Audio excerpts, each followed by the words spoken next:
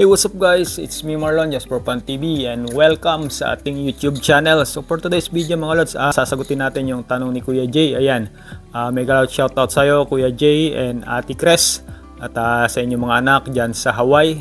Ayan, ito na yung iyong request, Kuya, yung tanong. So ang tanong ni Kuya, ayan, kasi nga nung nakaraan mayroon tayong upload tungkol dun sa mga pwede nating applyan ng mga Pilipino rito sa South Korea. So ang tanong ni Kuya, ayan, kapag ba seasonal worker at natapos yung season or duration mo dito sa Korea, kasi ang seasonal worker mga lods hanggang 5 to 8 months lang. So C4 at E8 ang mga visa ng mga yan.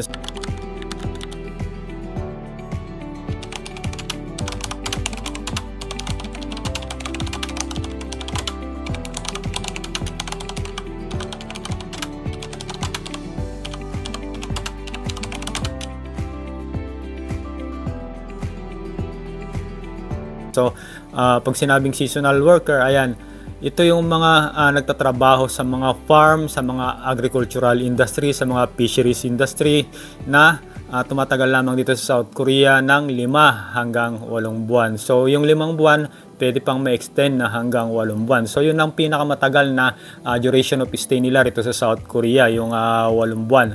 So, ang tanong ni Kuya, after ba na matapos yung pagiging seasonal worker, halimbawa natapos yung 8 months, so may chance ba or pwede bang mag-switch ng trabaho yung isang seasonal worker after nung kanyang trabaho o kailangan pang umuwi ng Pilipinas? Ang isang seasonal worker, gaya po nasabi natin kanina, hanggang 8 months na rito sa South Korea. So after po ng kontrata, matapos yung kontrata rito sa South Korea, uuwi na po sila ng Pilipinas, pauwiin po sila ng Pilipinas after nung 8 months.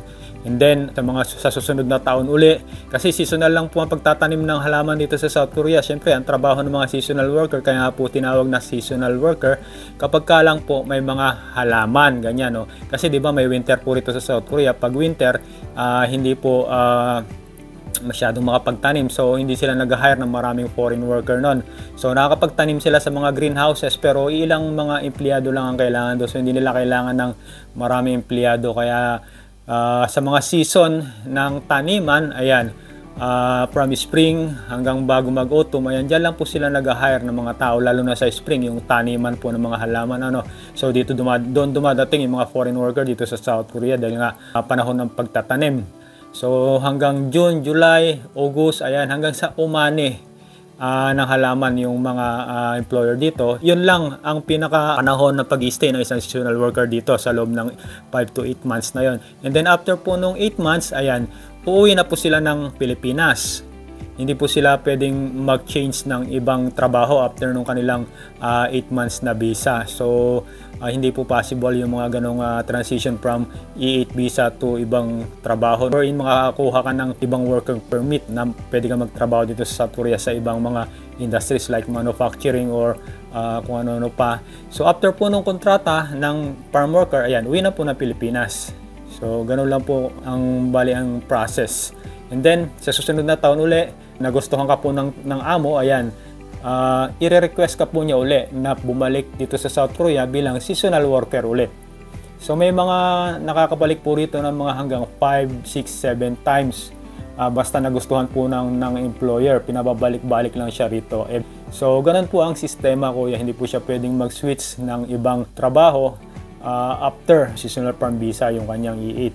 Unless tumakbo po siya or tumakas at mag-TNT. So pag nag-TNT na siya, so ibig sabihin illegal na po siya, ayun, malaya na po siyang makahanap ng trabaho kung ano ang gusto niyang pasukan dito sa South Korea, kung factory man or kung ano man na gusto niyang pasukan, pwede na po kasi po ay siya ay isa ng TNT. So kaya lang, yun nga, dahil TNT po, ayan, walang assurance yung kung gaano katagal makapag-stay rito sa South Korea. Pwedeng mamaya, bukas, sunod na linggo, sunod na buwan, or sunod na taon, or after 10 years, after 20 years, saka ka mahuli. So, ganun po ang mangyayari. Pwede po siyang mag-switch after nung kanyang seasonal farm worker visa.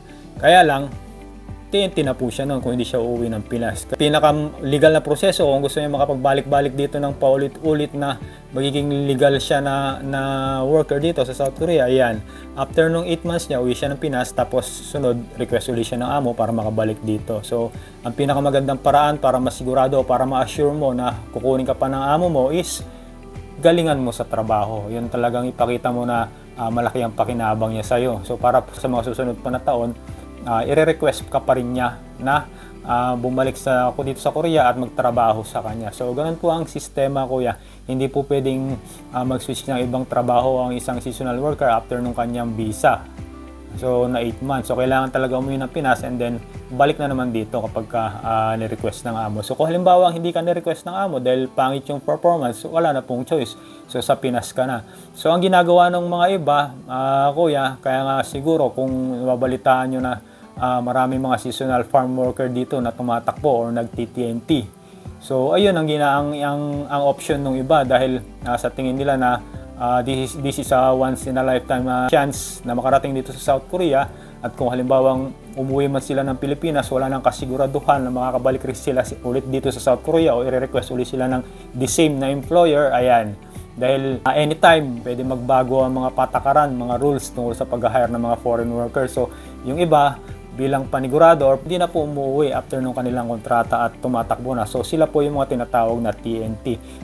Napakarami pong mga ganyan na gumawa rito sa South Korea, lalo na ng mga unang bugso ng mga seasonal farm worker dito sa South Korea na kung saan dumaan sa mga broker sa Pilipinas o sa mga agency.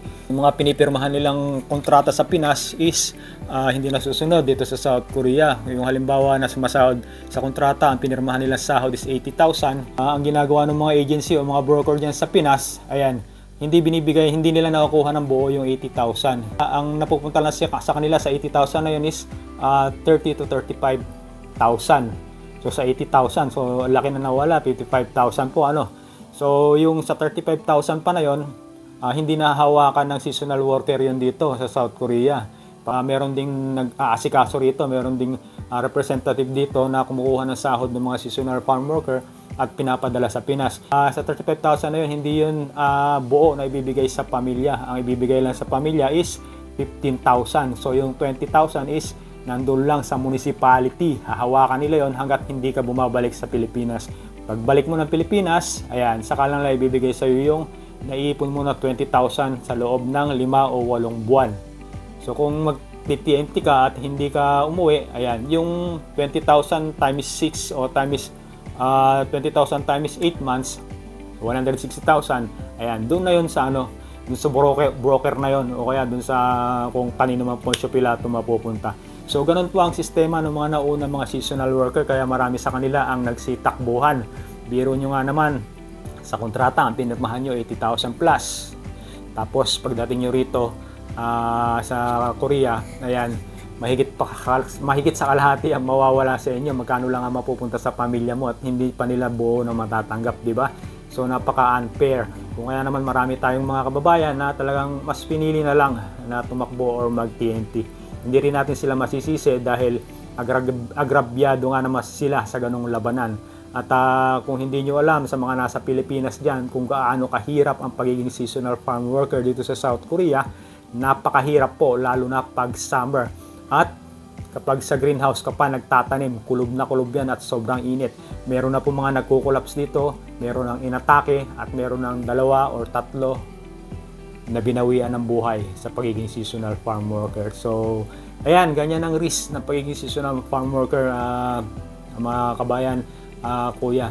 So, share ko na rin sa inyo kasi may kinalaman to sa pagiging seasonal farm worker yung talong ni kuya, no? Pero yung mga sistema ng unang panahon na yon, nabago na ngayon kasi nga mga seasonal farm worker dumadaan na ngayon sa DMW. So natatanggap na nila ng buo yung sahod nila pagdating dito. So wala nang broker fee or agency fee. Kaya lang hindi pa rin po nawawala yung mga broker dyan sa atin sa Pinas at AG agency. Hindi pa rin ho nawawala yan. Supposedly dapat government to government system, walang mga processing fee, pero meron tayong nababalitaan na ilan na naniningil pa rin ng processing fee dyan sa Pinas. At ang malupit pa nito, syempre dinideny nung aplikante o nung nung Pilipino na pupunta rito sa South Korea para lang makapunta siya rito. Ayan, syempre pinangangalagaan niya rin yung kumbaga tinatago niya rin yung tunay na proseso. Pero dapat kung tutuusin, government to government system yan.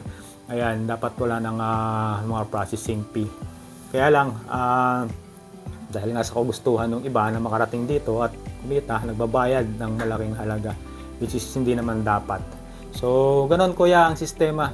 After na seasonal farm worker yung visa mo, yung 8 months mo o 5 to 8 months mo, pwede ka kailangan mo umuwi ng Pilipinas. And then kailangan i-request ka ng amo mo para makabalik ka rito ulit. So, hindi ka po pwedeng mag-switch ng ibang trabaho after nung E8 o nung seasonal farm workers visa na binigay sa'yo. So, kailangan mo mag-exit dito sa South Korea kasi iba po yung visa ninyo. So, yan. Hopefully, sana nasagot kita, kuya. Magandang tanong yan. Mukhang may balak ka na mayroon kang mag-aanak na gusto mong papuntahan dito. Pero, sa ngayon, yung proseso, kuya, talagang medyo smooth na konti. Hindi katulad ng mga nakaraang panahon na maraming mga hidden agendas, maraming mga sikreto. So ngayon, meron man, pero hindi na ganun kalala katulad nung una. So marami na pong nakarating dito from Cavite, from Tarlac, from Iloilo. Ayan, nationwide na dyan sa atin sa Pinas. Hindi ko lang alam kung ilan sa mga kung ilang mga bayan pa ang may mga program na ganyan na seasonal farm worker papunta dito sa South Korea. So kung gusto niyo mag-apply bilang seasonal farm worker dito sa South Korea, 25 years old to 50 years old ng edad, babae at lalaki, ayan, mag-inquire po kayo sa PESO office ninyo dyan sa inyong munisipyo, dyan sa inyong bayan. At itanong nyo kung meron silang programa ng seasonal farm worker papunta rito sa South Korea. Yan lang mga lods, may share natin ngayong araw. So hopefully sana kuya medyo naliwanagan ka. So pasensya na, medyo magulo yung paliwanag. At sana nasagot ko yung sagot na tanong mo. So kung sa tingin niya mga lods na nakakuha kayo ng idea sa video natin, pwede ba akong humiling sa inyo na i-like nyo yung like button dyan sa baba para naman may recommend tayo ni YouTube sa iba pang mga audience. At kung sa tingin mo na informative yung mga video na katulad nito, pwede bang maglambing sa'yo? Ayan, subscribe mo na rin itong channel natin para lagi kang updated sa mga videos na gagawin natin. So that's all for now. Tayo magtapos mga lods. Gusto ko lang magpasalamat dito sa mga kababayan natin na patuloy na sumusuporta sa ating YouTube channel. So maraming salamat sa palaging support mga lods. At mega loud shout out sa inyo mga idol. Unang-una si Idol Go. Ayan. Thank you bro sa palaging support sa channel natin. Ayan. Kay Ma'am Nor Valenzuela. Ma'am, mega loud shoutout po sa inyo. Thank you so much sa palaging panonood at sa support na binibigay nyo. Kay Idol Mamut Bansil from Saudi Arabia. Ayan. Mega loud shoutout po sa inyo, boss. At kay Madam o kay Idol Eugenie. Ayan. Palagi daw siya nanonood ng mga videos natin. Maraming salamat, Madam. Mega loud shoutout po sa inyo. At kay Ate Cres and Kuya Jay na nasa Hawaii, ayan, mega loud shoutout po sa inyo kuya and ate, ayan, ingat po kayo palagi dyan. At kay Ma'am Galicia, ayan, mega loud shoutout po sa inyo madam. Kay Madam Rosel Falconet, ayan, mega loud shoutout po madam. At syempre, bro, Enoch Agres. Thank you so much sa palaging suporta. God bless po sa inyo lahat.